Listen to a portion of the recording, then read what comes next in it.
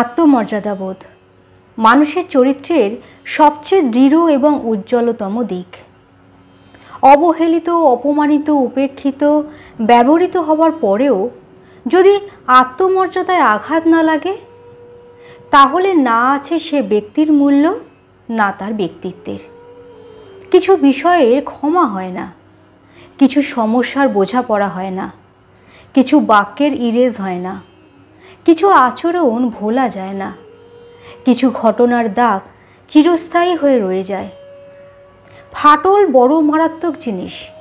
তাকে যত জুড়তে চাইবে, ভিতরে ভিতরে সে আরও গভীর চিহ্ন তৈরি করার জন্য প্রস্তুতি নেবে। সম্পর্ক রক্ষা বা পুনর্নির্মাণের চেষ্টায় মন কখনো কখনো এগোতে চাইলেও পিছু টেনে যে ধরে রাখে, সে হলো আমাদের আত্মমর্যাদাবোধ।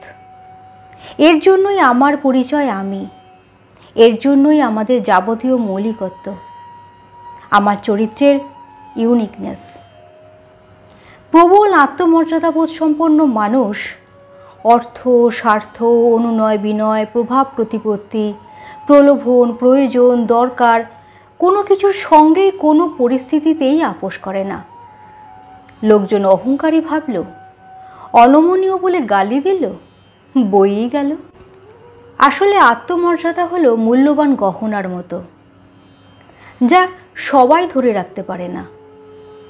মূল্যবান গহনার মালিক অনেকেই হয়, কিন্তু তা দিয়ে নিজেকে উপযুক্ত করে কজন সাজাতে পারে?